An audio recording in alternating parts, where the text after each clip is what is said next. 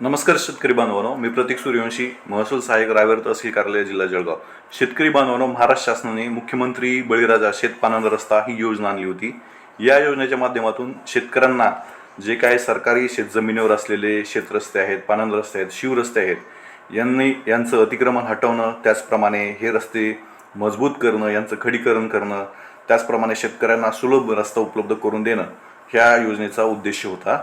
या योजनेच्या माध्यमातून शासनाने वेगवेगळे जी आर काढून ह्या योजनेला चालना देण्याचा प्रयत्न केलेला आहे. बघा, आपल्याला माहितीच आहे की ही योजना राबवण्यासाठी एक महत्त्वपूर्ण अशी एक समिती आहे, ती म्हणजे विधानसभा क्षेत्रनिहाय समिती.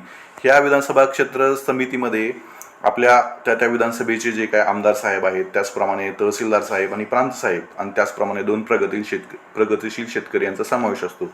आणि ही विधानसभा क्षेत्र समिती काय करत असते की त्या विधानसभा क्षेत्रामध्ये कुठले कुठले रस्ते होणार आहेत, त्या रस्त्यांना मान्यता देण्याचं काम मुख्यत्वे ही विधानसभा क्षेत्र समिती करत असते. आणि ह्याच विधानसभा क्षेत्र समितीला त्या विधानसभा क्षेत्रामध्ये जे काही खेडे पाडे आहेत किंवा जे छोटे छोटे खेडे आहेत, त्या खेडेगावातील रस्त्यांना मान्यता देण्याचं काम, आणि त्याचप्रमाणे रस्ते करताना किती खर्च येतो त्या खर्चाला प्रशासकीय मान्यता देण्याचं काम ही विधानसभा क्षेत्र समिती असते. आणि आता महाराष्ट्र शासनाने काल एक GR काढलेला आहे, तो आहे की बाबा, ही जी काही विधानसभा क्षेत्र समिती आहे, या विधानसभा क्षेत्र समितीला जास्तीत जास्त किती निधी देण्यात येईल किंवा निधी निश्चित करण्यात आलेली आहे, त्याच्या संदर्भातला हा GR आहे.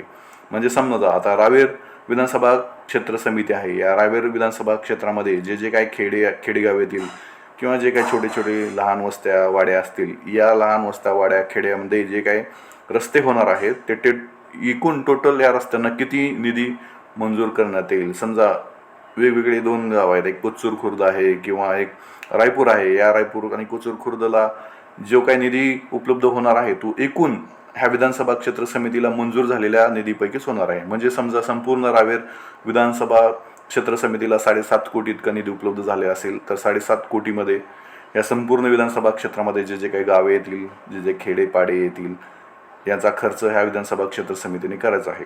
अशाच प्रकारचा काल GR महाराष्ट्र शासनाच्या महसूल आणि वन विभागामार्फत आलेला आहे, आपण पाहू शकता. आणि हा जो शासन निर्णय झालेला आहे, हा खूप छान असा शासन निर्णय आहे, आपण पाहू शकता. मुख्यमंत्री बळीराजा शेतपानंद योजनेअंतर्गत 30/5/2026 रोजी शासन परिपत्रक रद्द करण्यात येत आहे. आणि आता शासन निर्णयासोबत जोडलेले जे काही विधानसभा क्षेत्रनिहाय प्रशासकीय मान्यता द्यावयाच्या निधीची मर्यादा निश्चित करण्यात आलेली आहे. आता आपण डायरेक्ट कुठले निधी आहेत, काय निधी आहेत ते आपण पाहूयात.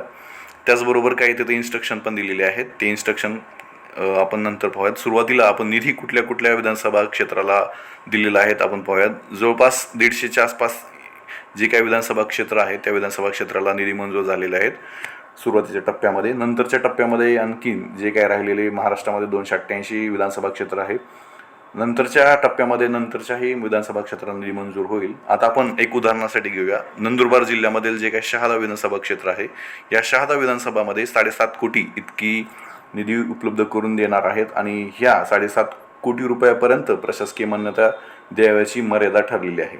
म्हणजेच शहादा या विधानसभामध्ये जे काही खेडे पाडे गाव छोटे मोठे असतील, आणि तिथे जर ह्या मुख्यमंत्री बळीराजा शेतपानंद रस्ता योजनेअंतर्गत रस्ते होत असतील, तर ते एकूण 7.5 कोटी रुपयाच्या अंतर्गतच या म्हणजे विधानसभा शहादामध्ये रस्ते होतील. म्हणजे समजा शहादा विधानसभामध्ये 10 गावं आहेत आणि 10 गावाला हे रस्ते मंजूर करून घ्यायचे असतील, तर 7.5 कोटीपैकी सगळ्या गावांना समान पद्धतीने याचं वाटप होईल. किंवा जी काय विधानसभा क्षेत्र समिती आहे, विधानसभा क्षेत्र समितीमध्ये आमदार साहेब असतात, तहसीलदार साहेब असतात, SDM साहेब असतात, 2 प्रगतिशील शेतकरी आहे, हे सर्व मिळून ठरवतील, त्याप्रमाणे निधीचं वाटप होईल.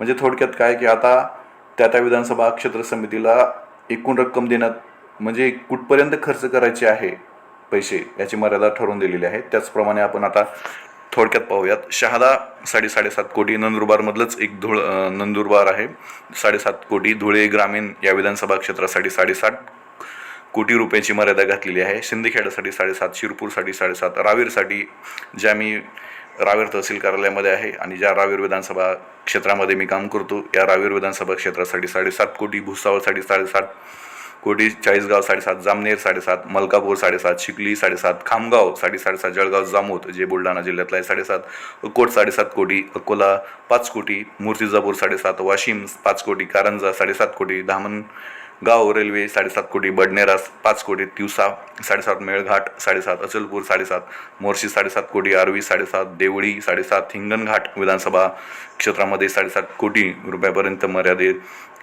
पर्यंत निधी खर्च करू शकणार आहेत हे रस्ते बनवण्यासाठी. वर्धा 5 कोटी, काटोल 7.5, सावनेर 7.5, हिंगणा 3 कोटी, कामठी 7.5, तिरोरा 7.5, गोंदिया 7.5, आमगाव 7.5, गडचिरोली 7.5, राजुरा विधानसभेसाठी 7.5, बल्लारपूर 7.5, चिमूर 7.5, वरोरा 7.5, राळेगाव 7.5, अरणी 7.5, उमरखेड 7.5, किनवट 7.5, भोकर 7.5, नायगाव 7.5 कोटी, देगलूर 7.5, मुखेड हिंगोली 7.5, जिंतूर गंगाखेड परतूर 7.5,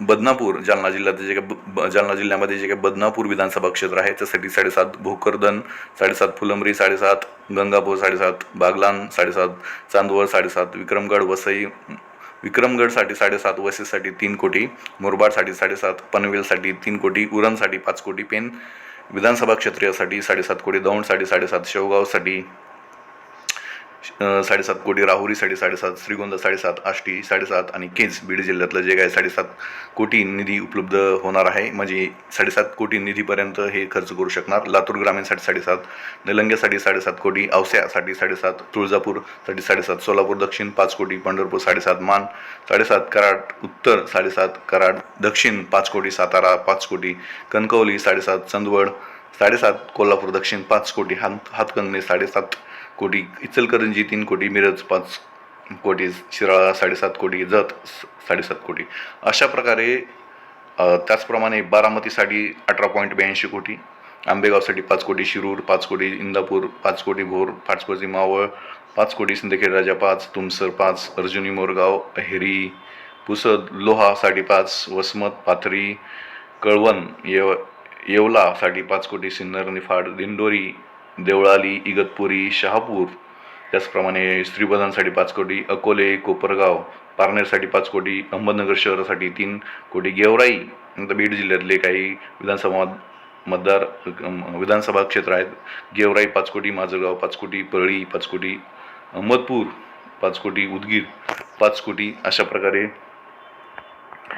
देण्यात आलेलं आहे. आपण पाहू शकता. त्याचप्रमाणे सातारा जिल्ह्यातले जे काही फलटण विधानसभा आहे, फलटणमध्ये 5 कोटी, वाईसाठी 5 कोटी, चिपळूणसाठी 5 कोटी, कागलसाठी 5 कोटी याप्रमाणे देण्यात आलेले आहे. त्याचप्रमाणे नवापूर 2.5 कोटी, मेहकर विधानसभेसाठी 2.5, बाळापूर, रिसोड, दर्यापूर, उमरेड, साकोली, आरमोरीसाठी 2.5 कोटी, ब्रह्मपुरी जे काही यवतमाळ जिल्ह्यामध्ये विधानसभा क्षेत्र आहे 2.5 कोटी, यवतमाळ 2.5 कोटी, परभणी विधानसभा क्षेत्रासाठी 2.5 कोटी, खेळ आळंदीसाठी 2.5 कोटी, श्रीरामपूर 2.5 कोटी, कर्जत जामखेडसाठी 2.5 कोटी, बीड जिल्ह्यातील बीड विधानसभा क्षेत्रासाठी 2.5 कोटी, उमरगा साठी 2.5 कोटी आणि जिथला मी रहिवासी आहे विधानसभा क्षेत्र धाराशिव यासाठी 2.5 कोटी, करमाळा 2.5 कोटी, माढा 2.5 कोटी, बार्शी 2.5 कोटी, मोहोळ 2.5 कोटी, सांगोला 2.5 कोटी, माळशिरस 2.5 कोटी, गुहागर 2.5 कोटी, ईश्वरपूर 2.5 कोटी, ओलूस कडेगाव साठी 2.5 कोटी, तासगाव कोटी, महाकाळसाठी 2.5 कोटी.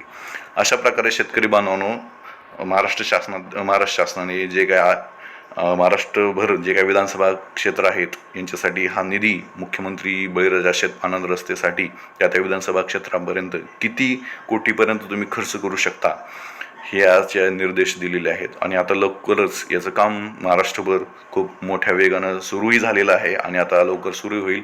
आणि ह्या लिस्टमध्ये जर तुमच्या विधानसभा क्षेत्राचं नाव नसेल तर येणाऱ्या काही दिवसामध्ये नवीन जी आर येऊन त्या विधानसभेचं ही नाव येऊन जाईल. ही एक छोटीशी अपडेट आहे. आपल्याला माहितीच आहे की ही जी योजना या योजनेबद्दल अर्ज तुम्ही तहसील कार्यालयात करू शकता किंवा तुम्ही तुमच्या विधानसभा क्षेत्रामध्ये जे काय तुमचे माननीय आमदार साहेब आहेत त्यांच्याकडे पाठपुरावा करून तुम्ही तुमच्या गावामधले जे काही पानंद रस्ते आहेत, शिवरस्ते आहेत आणि सरकारी शेतजमिनीवर असलेले रस्ते जर कुणी अतिक्रमण केले असेल ते अतिक्रमण तहसील कार्यालयामार्फत मोकळं करून घेऊ शकता.